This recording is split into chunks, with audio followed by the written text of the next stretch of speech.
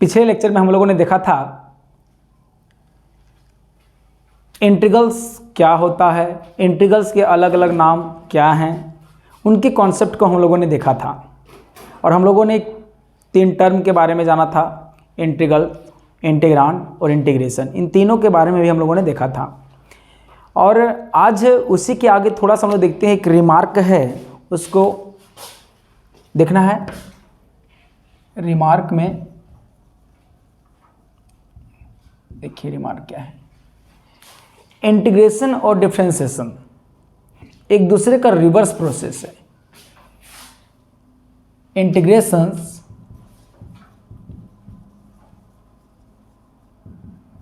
Integration and differentiation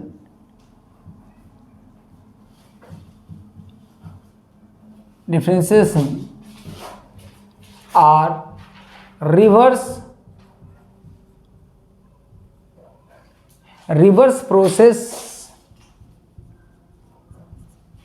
process to each other।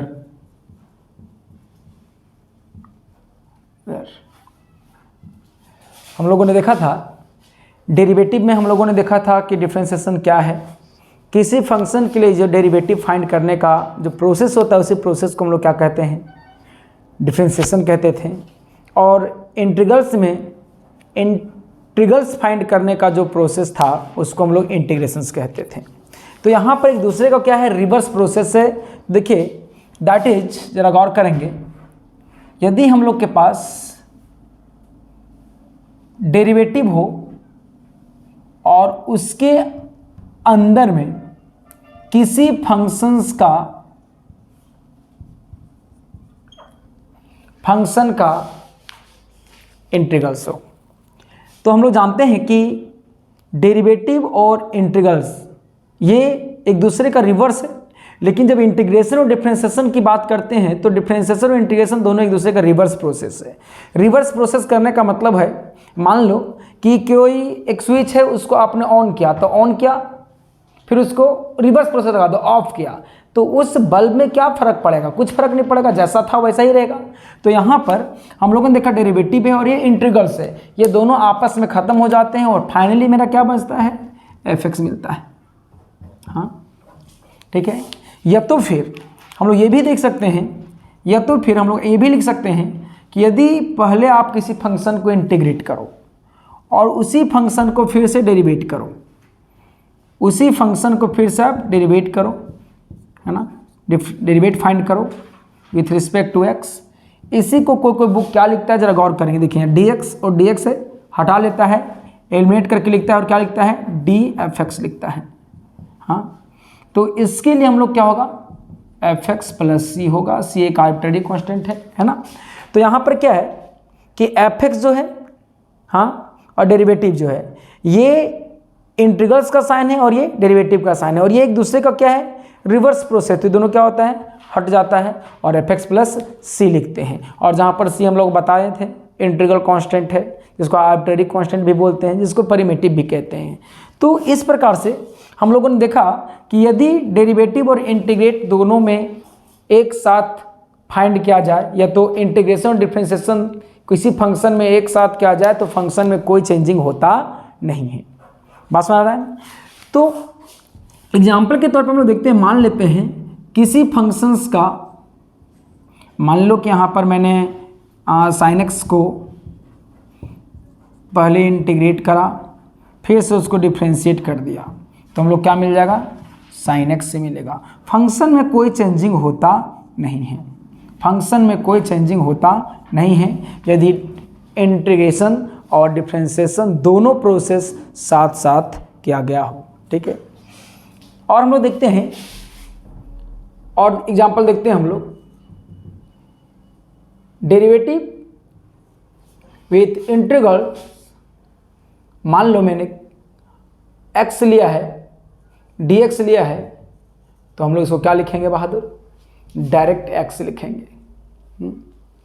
दूसरी बात, यदि इस प्रकार से लिखा गया हो आपका डेरिवेटिव ऑफ इंटीग्रल्स dx होता है, ज़रा ध्यान देंगे, यहाँ पर इंटीग्रल्स और ये डेरिवेटिव, ये दोनों क्या होता है, खत्म हो जाता है और ये क्या होता है, x प्लस सी हो जाता है। और एग्जाम्पल हम लोग देखते हैं, derivative of integrals with derivative of sine x क्या होता है। देखिए यहाँ पर ये इंटीग्रल साइन है और डेरिवेटिव साइन है, ये दोनों क्या होता है, हट जाएगा, डायरेक्ट हम लोग क्या लिखेंगे, साइन एक्स प्लस सी लिखेंगे। बस थोड़ा सा आपको अंतर लगा कर रखना है। यदि आप पहले डेरिवेट करते हैं, पहले इंटीग्रेट करते हैं और बाद में इसको डिफ्रेंशिएट करते हैं, तो वैसी स्थिति में सी नहीं लगाना है। और यदि आप पहले डिफ्रेंशिएट करते हैं और बाद में इंटीग्रेट करते हैं, तो ऐसी स्थिति पे सी लगाना है, जहाँ पर सी क्या है, एक आर्बिट्रेरी कांस्टेंट है। तो हम लोग यहाँ पर देख रहे हैं कि इंटीग्रेशन और डिफरेंशिएशन दोनों जो है एक दूसरे का रिवर्स प्रोसेस है। इसका प्रयोग हम लोग कहाँ करते हैं, प्रश्नों में कैसे करते हैं। देखिए मान लेते हैं, कहेगा कभी आपको कि मान लें कि एफ डेस्ट एक्स इक्वल टू कुछ दिया गया है साइन एक्स, हाँ, तो बताइए एफ डेस्ट एक्स मतलब जो एक फंक्शन एफ एक्स था, हाँ, उसको डिफ्रेंशिएट करने के बाद आपका क्या दिया गया है, साइन एक्स। यहाँ पर तो आपको क्वेश्चन तो नहीं दिया गया है। तो वैसे परिस्थिति में यदि हम लोग को एफ एक्स निकालना हो, तो वैसे परिस्थिति में क्या करेंगे, ये मेरा क्या है, डेरिवेटिव है, और उसी चीज़ को हम इंटीग्रेट कर देंगे तो मेरा क्या मिलेगा, एफ एक्स मिलेगा ना, मतलब डिफ्रेंशिएट हट जाता है। तो हम लोग देखिए क्या करेंगे, और हम लोग कह सकते हैं इस प्रकार, हम लोग कह सकते हैं कि देखिए कि यदि हम लोग को एफ डेस्ट एक्स दिया गया है कहीं और इस चीज़ को हम लोग इंटीग्रेट करते हैं, तो हम लोग क्या मिलेगा, एफ एक्स प्लस सी मिलेगा, एफ एक्स प्लस सी मिलेगा। तो आप इसको स्क्रीनशॉट ले लें, इसके आगे हम लोग देखते हैं। अगला हम लोग देखेंगे टाइप्स ऑफ इंटीग्रल्स।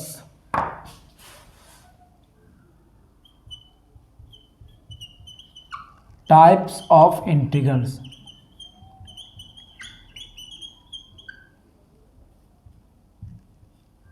देखिए इंटीग्रल्स बोला जाए, परिमिटिव बोला जाए, एंटी डेरिवेटिव बोला जाए, कोई फर्क नहीं पड़ेगा, क्योंकि तीनों का तीनों सेम नेम है। देखिए इसमें से हम लोग को आता है पहला इंडेफिनिट इंटीग्रल्स,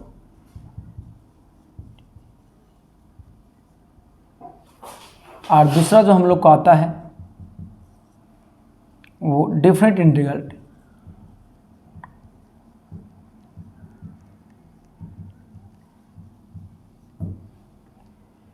इंडिफरेंट इंटीग्रल्स और डिफरेंट इंटीग्रल्स, है ना। देखिए इंडिफरेंट इंटीग्रल क्या है, पहले इसके बारे में देखते हैं हम लोग। इसकी पहचान है, इंटीग्रल्स का साइन है एफ एक्स डी एक्स, तो हम लोग इसके बाद कुछ एक नया फंक्शन मिलता है प्लस सी, ठीक है। और यहाँ पे आपका डिफरेंट इंटीग्रल का पहचान है, एक लोअर लिमिट होगा, एक अपर लिमिट होगा, और एफ एक्स डी एक्स होगा, और यहाँ पर क्या होता है, जी एक्स आएगा, एक नया फंक्शन जी एक्स आएगा, और लोअर लिमिट और अपर लिमिट, है ना। और इसको हम लोग देखते हैं क्या है। पहले देखते हैं हम लोग क्यों कहलाता है ये इंडिफरेंट इंटीग्रल्स और ये क्यों कहलाता है डिफरेंट इंटीग्रल्स, ठीक है। तो इंडिफरेंट इंटीग्रल ये क्यों कहलाता है और डिफरेंट इंटीग्रल ये क्यों कहलाता है, उसको हम लोग देखेंगे। सोचिए कि यदि आपके पास इस प्रकार से कोई जी एक्स दिया गया हो, मान लें 2x प्लस 3 दिया गया है,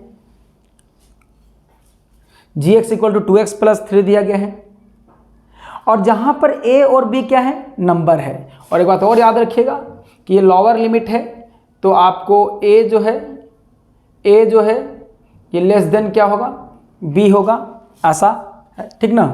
तो हम लोग यहाँ पे क्या करेंगे, सोचिए कि यदि G X equal to 2x plus 3 दिया गया है, हाँ, तो कोई पार्टिकुलर वैल्यू तो नहीं है, लेकिन जैसे हम बोलेंगे G2 तो भाई जहाँ जहाँ x है वहाँ 2 रखेंगे। हाँ, तो G2 का वैल्यू क्या मिल जाएगा, 2 2 या 4 7 मिलेगा। अभी देखिए ये जो Gx जो है वो एक जनरल वैल्यू टाइप से था, क्योंकि ये x का वैल्यू चेंज करेगा, x का वैल्यू जैसे जैसे चेंज करेगा वैसे वैसे इस Gx का भी वैल्यू चेंज करेगा। अभी आप यहाँ पर x को चेंज कर सकते हैं, वेरिएबल है, अलग अलग जब वैल्यू पुट होगा इसका तो इस फंक्शंस का अलग अलग वैल्यू मिलेगा। लेकिन जैसे ही मैंने यहाँ पर कोई x का कोई पॉइंट के तौर पे ले लिया, x का कोई वैल्यू पुट कर दिया, तो वैसी स्थिति पे हम लोग को क्या आ गया, एक कोई फिक्स नंबर आ गया। और जब एक फिक्स नंबर आ गया है, ये कांस्टेंट है, कांस्टेंट क्या होता है, कभी चेंज नहीं करता है। कांस्टेंट क्या होता है, डिफरेंट नंबर होता है। तो यहाँ पर आप ही सोचिए कि यदि यहाँ पर मेरा Gx है, यहाँ पर Gx है, अभी तक तो ये जनरल सी बात है, लेकिन आगे जब हम लोग डिफरेंट इंटीग्रल पढ़ेंगे वहाँ पर हम देखेंगे कि ऐसा क्यों होता है। लेकिन फिलहाल देख लीजिए यहाँ पर क्या होता है, GB माइनस GA होगा। तो यहाँ पर जो हम लोग को आया, जरा गौर करेंगे आप कि जैसे ये 2 है, ये A है, हो सके B होगा, ऐसा कुछ भी हो सकता है। तो जैसे G आ गया भाई तो कोई एक नंबर मिल गया, कांस्टेंट मिल गया, मिला नहीं मिला।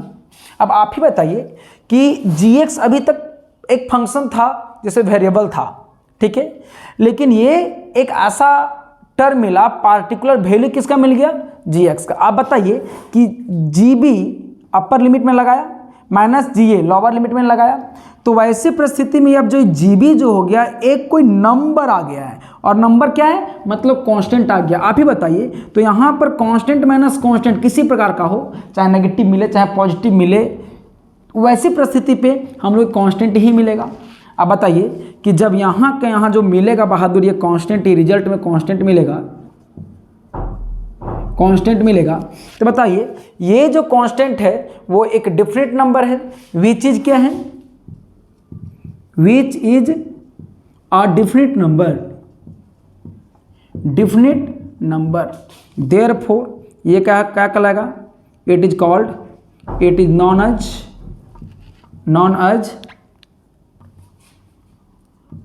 As definite integral, definite integral, है ना। जरा गौर करेंगे यहां पर परिस्थिति क्या है, ये Gx है और ये C है, जहां पर C क्या है, आर्बिट्रेरी कांस्टेंट है, आर्बिट्रेरी कांस्टेंट है, आर्बिट्रेरी कांस्टेंट है, हाँ। या तो फिर इसको हम लोग ये भी कह सकते हैं इंटीग्रल कांस्टेंट बोलते हैं, कांस्टेंट बोलते हैं, या तो फिर हम लोग इसको परिमिटिव बोलते हैं, सॉरी पेरीमीटर बोलते हैं,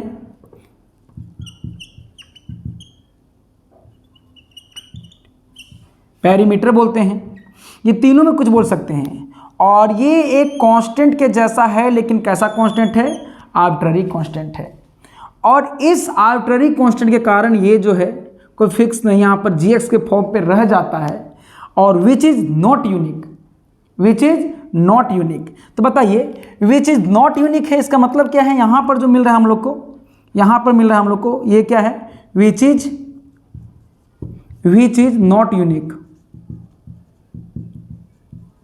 और जो चीज़ यूनिक ना हो तो वो मेरा क्या हो जाएगा, इनडिफरेंट हो जाएगा, हाँ, जो चेंज करता रहा, यूनिक ना हो, ठीक है। जैसे मैं हूँ, मान लो कि मैं यहाँ पे खड़ा हूँ, अभी कुछ ही सेकंड में बंदर बन जाता, कुछ सेकंड में भालू बन जाता, कुछ सेकंड में चिंपांजी बन जाता, तो आप क्या कहते हैं कि मास्टर तो चेंज कर रहा है बार बार। तो आप कहेंगे कि फिक्स नहीं है।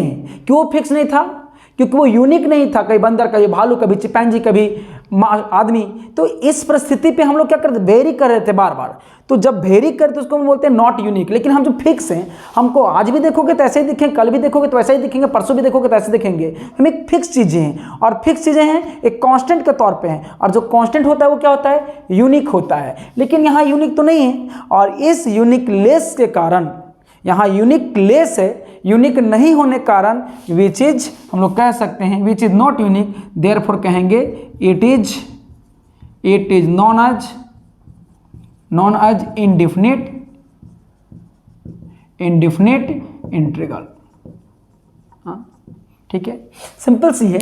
हम लोग कहेंगे कि यदि हमसे कोई सवाल इस प्रकार से करे कि भाई ये इंडेफिनिट इंटीग्रल क्यों कहलाता है और डिफिनिट इंटीग्रल क्यों कहलाता है, तो आपको क्या कह देना है कि जो इंडेफिनिट इंटीग्रल्स का जो आंसर होता है वो यूनिक नहीं होता है, और जब ये यूनिक नहीं होता है, यूनिक जो चीज़ें ना हो वो डिफिनिट नहीं इनडिफिनिट होता है। लेकिन जो डिफिनिट इंटीग्रल जो होता है भाई, ये एक कांस्टेंट आता है, और कांस्टेंट हमेशा जो होता है विच इज यूनिक होता है, विच इज यूनिक होता है। और जो चीज़ें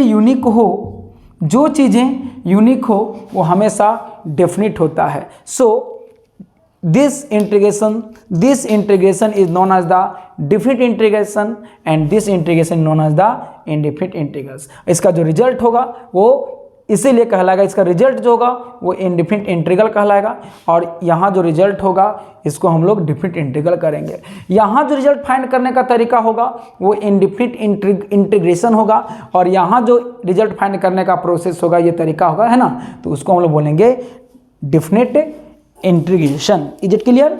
तो याद रखें, हम प्रोसेस को यूज करते हैं इंटीग्रेशन के लिए, और फाइंड करने के लिए यूज करते हैं एंटी डेरिवेटिव, या तो पेरिमेटिव, या तो फिर इंटीग्रल्स। आप इसको भी नोट कर लें।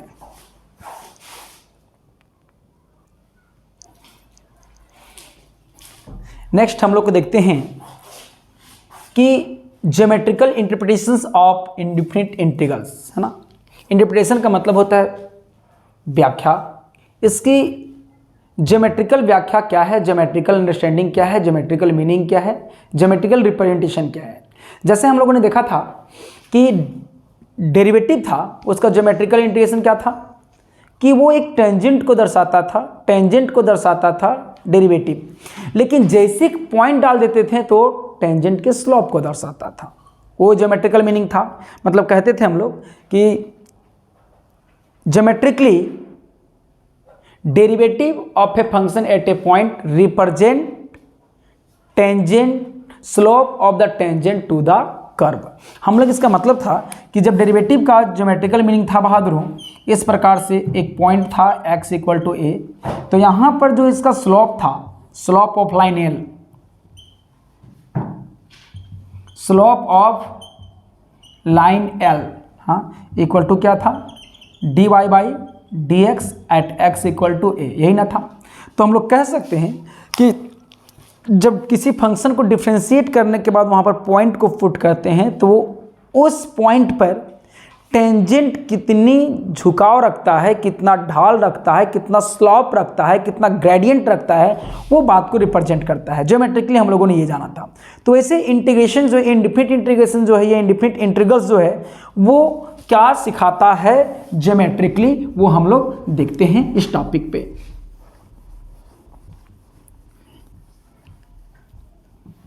देखिए, जैसे मान लेते हैं हम लोग, लेट कोई मान लिया, एक एग्जांपल पे मान लेते हैं, let derivative of dx equal to मेरा क्या होता है, x प्लस सी होता है। आगे हम लोग सीखेंगे इसका, ठीक ना, कैसे होता है सब। x प्लस सी होता है, हाँ, जहाँ पर c क्या है, एक आर्बिट्रेरी कांस्टेंट है, हाँ। नहीं तो आप यहीं भी देख सकते हैं इंटीग्रेशन, साइन ऑफ इंटीग्रेशन और साइन ऑफ डेरिवेटिव, ये दोनों क्या होता है, कैंसिल हो जाता है, और ये क्या बच जाता है, जो यहाँ पर बचा हुआ है। सोचिए, जरा सा गौर करेंगे, हमने क्या करा। अब ये जो है, सिंस हम लोग ये रखें, अब बताइए, ये जो पूरा फंक्शंस को मैंने क्या मान लिया, y मान लिया। Let y equal to x plus C. तो हम लोग को एक इक्वेशन क्या मिला है बताइए, y equal to x plus C. इस y को मैंने, इस पूरा का पूरा फंक्शन है, ये पूरा का पूरा जो ऑपरेटर है, इस पूरे ऑपरेटर को हमने क्या माना है, y माना है। इस ऑपरेटर को मैंने क्या माना है, y माना है। अब देखिए, जरा सा गौर करेंगे, हम लोग पुट करते हैं, c का वैल्यू पुट करते हैं, c इक्वल टू 0, 1, 2 या तो फिर -1, -2, अपने मन से हम लोग ऐसा पुट करते हैं। तो देखिए हम लोग क्या मिलेगा, y इक्वल टू, जब 0 होगा तो क्या मिलेगा, x प्लस 0, 1 होगा तो क्या मिलेगा, y equal to x plus 1, ये क्या मिलेगा, y इक्वल टू 2 रखेंगे तो y equal to x plus 2। जब c -1 रखेंगे तो क्या मिलेगा, y equal to x minus 1 और y equal to x minus 2, है ना। कब, जब c का वैल्यू देखिए, c का वैल्यू यहाँ पर रखें ना 0 1, ये मिलेगा। अब इसका जो हम लोग ग्राफ बनाएंगे, जब हम लोग ग्राफ बनाएंगे तो क्या मिलेगा, देखिए इधर ग्राफ रिप्रेजेंट करेंगे तो हम लोग को क्या मिलेगा,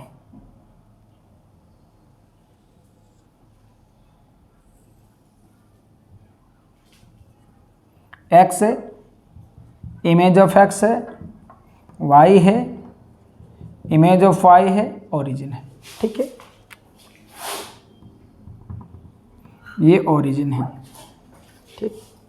अब जैसा गौर करेंगे आप, y इक्वल टू एक्स, देखिए यहाँ पर पूरा का पूरा x का ही पावर 1 है और y का ही पावर 1 है, तो every first degree equation of x and y represent the straight line, वो एक सरल रेखा को प्रदर्शित करता है। याद करें ना 10th क्लास, आप देखिए 10th क्लास में जाके आप देख सकते हैं, देखिए y plus x plus y equal to 0 था, तो हम लोग क्या डब्बा बनाते थे इस प्रकार से, है ना, x और y, x 0 रखते थे तो y 0 मिलता था, x 1 तो y 1, ऐसा रखते थे हम लोग।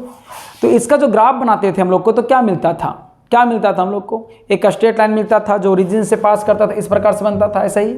तो देखिए यहाँ भी इसका आप इस पर ग्राफ बनाओगे तो आपका यहाँ से मिलेगा, इस प्रकार से वो पास करेगा, ऐसा ओरिजिन से पास करेगा। ये जो ग्राफ किसका है, y equal to x plus C का, x प्लस 0 का है। जरा सा गौर करेंगे, यदि हम लोग x y equal to x plus 1 जाएंगे तो देखो जब x का वैल्यू 0 रखे तो y क्या मिल जाएगा, 1 मिलेगा, मतलब कहाँ से पास करेगा, यहाँ से पास करेगा।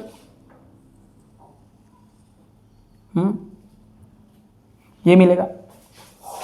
तो ये किसका ग्राफ है, y equal to x plus 1 का। जब 2 पे जाएंगे तो वही ग्राफ कहाँ से पास करेगा, 2 से पास करेगा, तो y equal to x plus 2 होगा। हाँ, जब -1 पे जाएंगे तो वो प्लस पे नहीं, कहाँ से पास करेगा, वो माइनस पे पास करेगा, y equal to x minus 1। जब -2 पे जाएंगे तो क्या मिलेगा बताइए, ये मिलेगा y equal to x minus 2। इस प्रकार से आगे भी बढ़ता जाएगा और इस प्रकार से नीचे भी बढ़ता आएगा, नीचे भी आएगा। और जब मैंने बताइए आप कि 0 लिए हैं, 0.1 0.2 लेंगे तो हर एक पॉइंट पे मिलेगा, लेकिन इस प्रकार से मिलेगा। तो आप हम लोग इंटीजर पे देख रहे हैं, तो यहाँ पर जब इसका मतलब पूरा का पूरा इस पूरा ग्राफ की बात किया जाएगा तो हम लोग क्या मिलेगा, ये y equal to x plus C का कर्व है। क्यों, क्योंकि ये पूरा का पूरा जो कर्व है, ये पूरा का पूरा जो कर्व है वो किस पे वेरी कर रहा है, इस सी पे। इस सी का वैल्यू के कारण जो है ये पूरा का पूरा सबका सब लाइन जो है, सबका सब लाइन जो है आपस में क्या है, वो पैरेलल हो गए। तो जब याद रखें, कर्व जब आपस में पैरेलल हो और जब पैरेलल कर्व होगा तो सबका उसका स्लॉप भी सेम होगा। तो वैसी स्थिति पे जब कोई कर्व पैरेलल हो, सब कर्व आपस में पैरेलल शिफ्ट हो, ठीक है, तो वैसे कर्व का सबका नेचर सेम मिलेगा। सबको कह सकते हैं हम लोग कि उसका जो टेंजेंट का जो नॉर्मल होगा, सॉरी उसका जो स्लोप होगा कोई पार्टिकुलर पॉइंट पे वो कहीं ना कहीं पैरेलल मिलेगा सब। तो हम लोग कहेंगे भाई कि जब कोई कर्व जो है जब आपस में पैरेलल हो जाते हैं तो वैसी कर्व किसके कारण मिल रहा था, इसी कारण मिल रहा था। तो ये सी के कारण कर्व को इस प्रकार शो कर रहा था। तो हम लोग कहेंगे कि जब यहाँ पर देखिए ये जो लाइन है, ये लाइन है, ये लाइन है, ये लाइन है, ये लाइन है, यहाँ पर L1 L2 कह सकते हैं हम लोग। यहाँ पर इसको L1 L2 L3 L4 L5 आगे भी जाएगा, नीचे भी आएगा। तो सारा का सारा आपस में पैरेलल है। तो जब कर्व पैरेलल होते हैं भाई तो देखिए सबका नेचर सेम है, और जहाँ पर नेचर सेम हो वो परिवार का आदमी कहलाता है। तो हम लोग यहाँ पर क्या कहते हैं, इसलिए हम लोग कहते हैं कि ये कर्व है, नहीं ये फैमिली ऑफ कर्व है। अब बताइए कि फैमिली ऑफ कर्व जो आया है वो किसके कारण आया था, इस सी के कारण आया था, इस आर्बिट्रेरी कांस्टेंट के कारण आया था, इस पेरीमीटर के कारण आया था, ये इंटीग्रल कांस्टेंट के कारण आया था। तो जब जब हम लोग इंडिफिनिट इंटीग्रल्स निकालेंगे तब तब ये सी आएगा, और जब जब सी आएगा चाहे वो फंक्शन कैसा भी हो, उसका जब कर्व बनाएंगे तो पैरेलल होगा, और पैरेलल शिफ्ट करेगा सारा कर्व, और जब कर्व जो है पैरेलल शिफ्ट करने लगते हैं तो वैसे स्थिति में क्या होता है, फैमिली ऑफ कर्व होता है, फैमिली ऑफ कर्व्स होता है, कर्व नहीं फैमिली ऑफ कर्व्स होता है। इसका मतलब फैमिली ऑफ कर्व्स को लाने में सबसे बड़ा अहम भूमिका किसका है, सी का, और सी को लाने में सबसे बड़ा अहम भूमिका किसका है, इंडिफिनिट इंटीग्रल्स का। इसका मतलब साफ साफ कहें तो भैया इसका जननी कौन है, इंडिफिनिट इंटीग्रल्स है। हेंस कह सकते हैं indefinite integrals represents a family of curves. तो हम लोग कह सकते हैं बहादुर, hence geometrically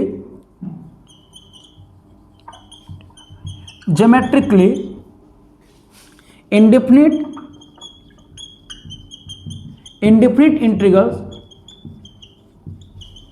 integral represent family of curves है ना, फैमिली ऑफ कर्व्स। अब देखते हैं, ऐसा ही जरूरी नहीं कि स्ट्रेट लाइन ही है। अब मान लेते हैं हम लोग किसी फंक्शंस को इंटीग्रेट करा, और इंटीग्रेट करने पे y इक्वल टू या तो फिर x square equal to 4ay मिले, तो यहाँ भी क्या मिलेगा, यहाँ भी ay मिला है, इस a को एक आर्बिट्रेरी कांस्टेंट के लिए कर सकते हैं, या तो फिर हम लोग इस प्रकार से सर्कल को समझिए, अच्छा होगा, आसान होगा। मान लें कि इंटीग्रेट करने पर ऐसा कुछ मिला है, इक्वल टू a स्क्वायर मिला है, तो यहाँ पर हम लोग क्या मिलेगा, एक सेंटर देखिए ऐसा मिलेगा। ये a का वैल्यू चेंज करेगा आर्बिट्रेरी कांस्टेंट के तौर पे, ये a स्क्वायर को हम लोग c यदि बोल देते हैं तो इसका रेडियस भी चेंज करेगा, लेकिन सेंटर क्या होगा, ओरिजिन पे होगा। तो यहाँ भी क्या है, कर्व क्या है, पैरेलल है, और ये कर्व पैरेलल है। तो ऐसी स्थिति में हम लोग कह सकते हैं कि ये कहीं ना कहीं इसको रिप्रेजेंट करने के लिए family of curve indefinite integral आया ही होगा। तो ये मीन हम लोग कह सकते हैं कि यदि कोई इंडिफिनिट इंटीग्रल निकाल रहे हैं तो उसको ज्योमेट्रिकली सोचा जाए तो भाई वो फैमिली ऑफ कर्व को रिप्रेजेंट करता है, और फैमिली ऑफ रिप्रेजेंट मतलब सारे मेंबर जो हैं वो एक दूसरे के पैरेलल होंगे, सारे कर्व जो हैं एक दूसरे के पैरेलल होंगे। Is it clear?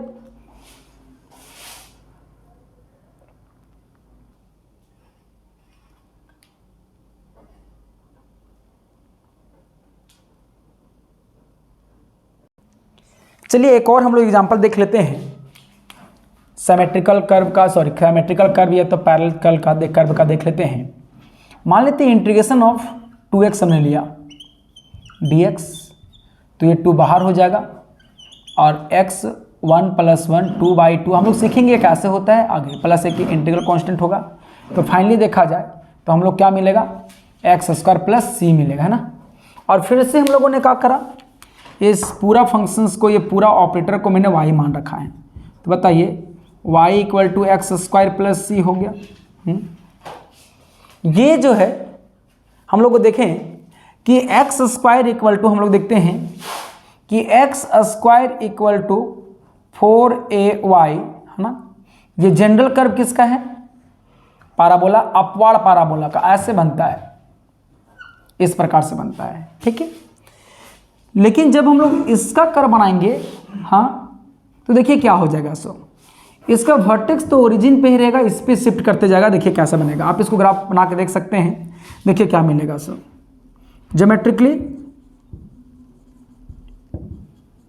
देखिए ज्योमेट्रिकली क्या हो जाएगा,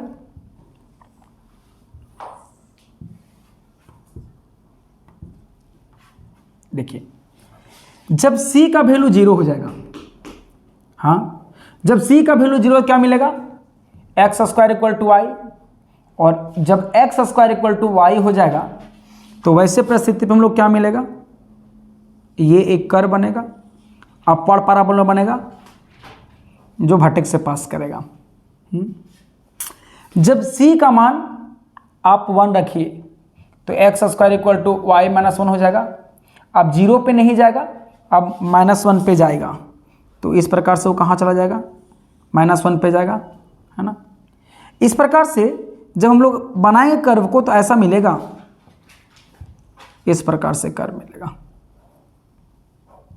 हाँ, ये जो कर्व है, ये जो कर्व है y = x² + 0 का कर्व है, ये y = x² + 1 का कर्व है, ये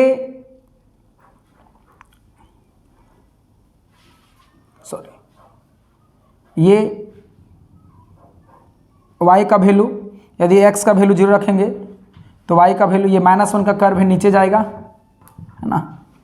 और जब इसको रखेंगे तो y = x² + 1 का कर्व है, ऐसे रखेंगे तो y = x² + 2 का कर्व है। देखिए ना कैसे x का वैल्यू 0 कीजिए, क्योंकि यहाँ जो पॉइंट होगा x का वैल्यू तो 0 ही होगा, 0 की क्या होगा, -1 आएगा, तो क्या मिला ये 0 -1, ये पॉइंट मेरा क्या मिलेगा, देखिए इसका वैल्यू सॉरी थोड़ा सा ये ओरिजिन से है, थोड़ा गलत हो गया, इसको 2 कर दीजिए, है ना। और ये क्या हो जाएगा -1, ये क्या हो जाएगा 0, और ये क्या हो जाएगा 1, ठीक है। तब देखिए ये 2 होगा, अब ये -1 होगा, y x का वैल्यू 0 कीजिए तो y क्या मिला, -1 मिलेगा, इसको 0 कीजिए क्या मिलेगा, यहाँ पर 0 0 मिलेगा, x 0 तो y भी 0, यहाँ रखें क्या मिलेगा 0 और 1 मिलेगा। तो यहाँ पर जो लोग मिल सकते हैं इसको कह सकते हैं कि किसका कर्व है, y = x² + c, और ये सब आपस में पैरेलल शिफ्ट हो रहा है, और पैरेलल शिफ्ट होने वाला हर एक कर्व क्या कहलाता है, वो फैमिली ऑफ कर्व कहलाएगा, और फैमिली ऑफ पाराबोला है, ये अपवर्ड पाराबोला है। तो इस प्रकार से हम लोगों ने देखा कि इंडिफिनिट इंटीग्रल्स का क्या मतलब होता है। नेक्स्ट लेक्चर पे हम लोग देखेंगे, फंडामेंटल फार्मूला को स्टडी करेंगे। धन्यवाद।